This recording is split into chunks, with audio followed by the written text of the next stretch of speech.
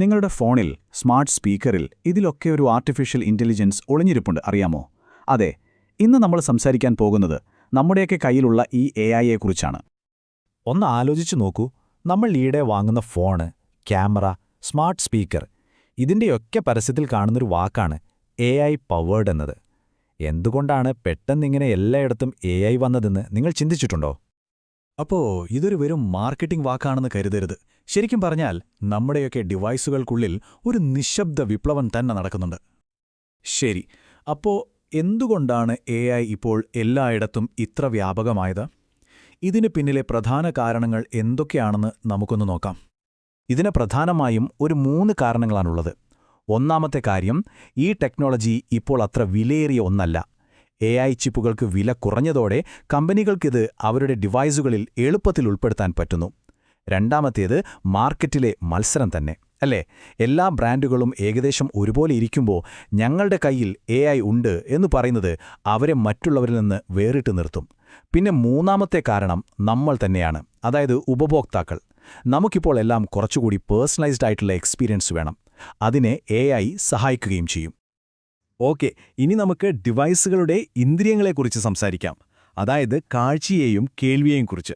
നമ്മുടെ ഈ ഗാഡ്ജറ്റുകൾക്ക് ഒരുതരം സൂപ്പർ ഹ്യൂമൻ കഴിവുകൾ AI എങ്ങനെയാണ് നൽകുന്നതെന്ന് നോക്കിയാലോ? അപ്പോൾ നമുക്ക് കാഴ്ചയിൽ നിന്ന് തന്നെ തുടങ്ങാം. ഓർത്തു നോക്കൂ, പണ്ടൊക്കെ വെളിച്ചം കുറഞ്ഞൊരു മുറിയിൽ നിന്ന് വീഡിയോ എടുത്താൽ എങ്ങനെയിരിക്കും? ആകെ നോയ്സ് നിറഞ്ഞ് ഒന്നും വ്യക്തമല്ലാത്തൊരവസ്ഥ, അല്ലേ? ഇവിടെയാണ് AI-യുടെ ഒരു മാജിക് വരുന്നത്. സാധാരണ നോയ്സ് റിഡക്ഷൻ ടെക്നോളജിയൊക്കെ വെളിച്ചം കുറയുമ്പോൾ അത്ര ക്ലച്ച് പിടിക്കില്ല. പക്ഷേ ഈ ഹൻവിയുടെ AI അൽഗോരിതം എന്താ ചെയ്യുന്നതെന്ന് വെച്ചാൽ, ചിത്രത്തിലെ ഓരോ പിക്സലും അനലൈസ് ചെയ്ത് അതിലെ നോയ്സ് മാത്രം എടുത്തു കളഞ്ഞ് ഒറിജിനൽ ദൃശ്യം വീണ്ടെടുക്കും. ഫലം എന്താണെന്നോ, ചിലപ്പോൾ ഒരു ഉപയോഗവുമില്ലാത്ത ഒരു വീഡിയോയിൽ നിന്ന് വളരെ വ്യക്തമായ തെളിവുകൾ വരെ കിട്ടിയേക്കാം. ഇതിൻ്റെയൊക്കെ പിന്നിലെ രഹസ്യമെന്താണെന്നറിയോ? ക്യാമറയ്ക്കുള്ളിൽ തന്നെയുള്ളൊരു പ്രത്യേക ബ്രെയിനാണ്. നമ്മളീ കാണുന്ന NPU, അതായത് ന്യൂറൽ പ്രോസസ്സിംഗ് യൂണിറ്റ്, അത് AI ജോലികൾ ചെയ്യാൻ വേണ്ടി മാത്രമുള്ള ഒന്നാണ്. ഈ ഹാൻവോയുടെ വയസ്നെറ്റ് 9 പോലുള്ള ചിപ്പുകളുണ്ടല്ലോ, അവ ചിത്രങ്ങളൊന്നും ക്ലൗഡിലേക്ക് അയക്കില്ല. പകരം ക്യാമറയിൽ വച്ച് തന്നെ വളരെ വേഗത്തിൽ പ്രോസസ്സ് ചെയ്യും. അപ്പോൾ ഇതുകൊണ്ടുള്ള പ്രയോജനങ്ങൾ എന്തൊക്കെയാണെന്ന് നോക്കാം. ഒന്നാമതായി, രാത്രിയിൽ പോലും നല്ല തെളിച്ചമുള്ള സെക്യൂരിറ്റി ഫൂട്ടേജ് കിട്ടും. രണ്ടാമത്, നമ്മുടെ ആക്ഷൻ ക്യാമറകളിലൊക്കെ നല്ല അടിപൊളി ലോ ലൈറ്റ് വീഡിയോസ് എടുക്കാം. പിന്നെ ഈ മോഷൻ സെൻസറുകൾ വെറുതെ അലാറം അടിക്കുന്നതൊക്കെ ഒഴിവാക്കാം.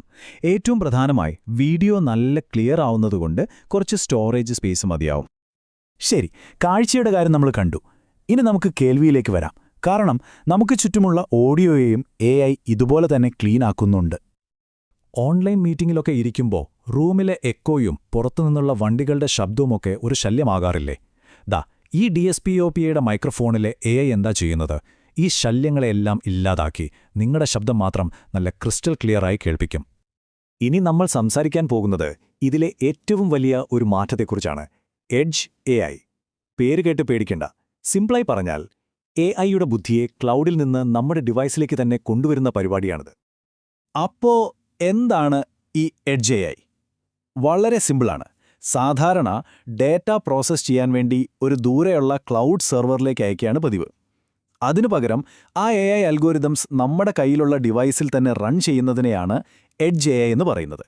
ഉദാഹരണത്തിന്, ഒരു കണക്ക് കൂട്ടാൻ വേണ്ടി ഓരോ തവണയും ഒരു കണക്ക് മാഷിനെ ഫോൺ ചെയ്യുന്നതിന് പകരം നമ്മുടെ തലച്ചോറിൽ തന്നെ ഒരു കാൽക്കുലേറ്റർ ഉണ്ടെങ്കിൽ എങ്ങനെയിരിക്കും? അതുപോലെയാണിത്. ഈ ടേബിളിലേക്കൊന്ന് നോക്കൂ. എഡ്ജ് AIയും ക്ലൗഡ് AIയും തമ്മിലുള്ള വ്യത്യാസം പെട്ടെന്ന് മനസ്സിലാവും. പ്രോസസ്സിംഗ് നമ്മുടെ ഡിവൈസിൽ തന്നെ നടക്കുന്നതുകൊണ്ട് ഒരു ഡിലേയും ഇല്ലാതെ അപ്പോൾ തന്നെ റിസൾട്ട് കിട്ടും. ഇൻ്റർനെറ്റ് ലാഗ് എന്നൊരു പ്രശ്നമേ ഇല്ല. പിന്നെ ഏറ്റവും വലിയ കാര്യം, നമ്മുടെ ഡേറ്റ പുറത്തേക്ക് എങ്ങോട്ടും പോകുന്നില്ല. അപ്പോൾ പ്രൈവസി 100% ഉറപ്പാണ്. പോരാത്തതിന് ഇൻ്റർനെറ്റ് ഇല്ലെങ്കിലും ഇത് വർക്ക് ചെയ്യും. ബാറ്ററി ലൈഫും ലാഭിക്കാം. നമ്മൾ നേരത്തെ കണ്ട ഹാൻവ ചിപ്പിൻ്റെ ഈ ഡയഗ്രം ഒന്നുകൂടി നോക്കൂ. ഇവിടെ NPU 1, NPU 3 എന്ന് 2 പ്രത്യേക ബ്രെയിനുകൾ ഒരേ ചിപ്പിൽ തന്നെ പ്രവർത്തിക്കുന്നത് കാണാമല്ലേ? ഇതിൽ ഒന്ന് ഇമേജ് ക്വാളിറ്റി കൂട്ടാനാണ് ഉപയോഗിക്കുന്നത്, മറ്റേത് അനലിറ്റിക്സ് പോലെയുള്ള കാര്യങ്ങൾക്കും. ഏറ്റവും പ്രധാനം, ഇതെല്ലാം നടക്കുന്നത് ക്ലൗഡിൻ്റെ ഒരു സഹായവുമില്ലാതെ ആ ഡിവൈസിൽ വെച്ച് തന്നെയാണ്. അപ്പോൾ ഈ എഡ്ജ് AI ടെക്നോളജി നമ്മളെ എങ്ങോട്ടാണ് കൊണ്ടുപോകുന്നത്? ഭാവി എന്ന് പറയുന്നത് ആംബിയന്റ് AIയുടേതാണ്. കേട്ടിട്ടുണ്ടോ ഈ വാക്ക്? സിമ്പിളായി പറഞ്ഞാൽ, നമ്മുടെ ആവശ്യങ്ങൾ നമ്മൾ പറയുന്നതിന് മുൻപ് തന്നെ മനസ്സിലാക്കി പ്രവർത്തിക്കുന്ന ഒരു ടെക്നോളജി. ടെക്കാർക്ക് റിപ്പോർട്ടിൽ ഇതിനെക്കുറിച്ച് വളരെ രസകരമായൊരു കാര്യം പറയുന്നുണ്ട്. ഏറ്റവും മികച്ച AI എന്ന് പറയുന്നത് നമുക്ക് കാണാൻ കഴിയാത്ത ഒന്നാണ്. അത് നമുക്ക് വേണ്ടി പ്രവർത്തിക്കും, നമ്മളുമായി പൊരുത്തപ്പെടും, പിന്നെ പതുക്കെ പശ്ചാത്തലത്തിലേക്ക് അങ്ങ് അപ്രത്യക്ഷമാവും. ഈ ആംബിയന്റ് എഐയുടെ സാധ്യതകൾ നമുക്കൊരു ഉദാഹരണത്തിലൂടെ നോക്കാം. സങ്കൽപ്പിക്കൂ, നിങ്ങൾ റൂമിലേക്ക് നടന്നു വരുന്നു. അപ്പോൾ തന്നെ അവിടെയുള്ള സെൻസറുകൾക്ക് നിങ്ങളെ മനസ്സിലാകുന്നു. ഉടനെ നിങ്ങൾക്ക് ഇഷ്ടപ്പെട്ട ലൈറ്റുകൾ ഓണാകുന്നു, നിങ്ങളുടെ ഫേവറിറ്റ് പാട്ട് പ്ലേ ആകുന്നു, റൂമിലെ ടെമ്പറേച്ചർ നിങ്ങൾക്ക് ഇഷ്ടമുള്ള രീതിയിൽ സെറ്റാകുന്നു. ഇതെല്ലാം നിങ്ങൾ ഒരു വാക്കുപോലും പറയാതെ ഓട്ടോമാറ്റിക്കായി നടക്കുന്നു. എങ്ങനെയുണ്ടാകും? ശരി, അപ്പോൾ ഇത്രയൊക്കെ പറഞ്ഞ സ്ഥിതിക്ക് ഈ എഡ്ജ് AIയിലേക്കുള്ള മാറ്റം കൊണ്ട് നിങ്ങൾക്ക് യഥാർത്ഥത്തിൽ എന്താണ് ഗുണം? നമുക്കതൊന്ന് ചുരുക്കി പറയാം. ചുരുക്കി പറഞ്ഞാൽ ഈ ഓൺ ഡിവൈസ് AI നമ്മുടെ ജീവിതം എങ്ങനെയാണ് മെച്ചപ്പെടുത്തുന്നത്?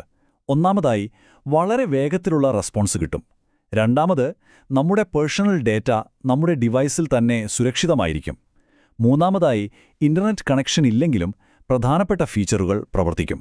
പിന്നെ നമ്മളുമായി പൊരുത്തപ്പെട്ട് നമുക്ക് വേണ്ട കാര്യങ്ങൾ റിയൽ ടൈമിൽ ചെയ്തു തരുന്ന ഉപകരണങ്ങൾ നമുക്ക് കിട്ടും. അപ്പോൾ നമ്മുടെ കയ്യിലിരിക്കുന്ന ഈ ഉപകരണങ്ങൾ ഇത്രയധികം സ്മാർട്ടാവുകയും ഒരു ഘട്ടത്തിൽ നമ്മുടെ കണ്ണിൽ നിന്ന് അപ്രത്യക്ഷമാവുകയും ചെയ്യുമ്പോൾ അവയുമായുള്ള നമ്മുടെ ബന്ധം എങ്ങനെയായിരിക്കും മാറുക? ഇതൊരുപക്ഷേ നമ്മളെല്ലാവരും ചിന്തിക്കേണ്ട ഒരു ചോദ്യമാണ്.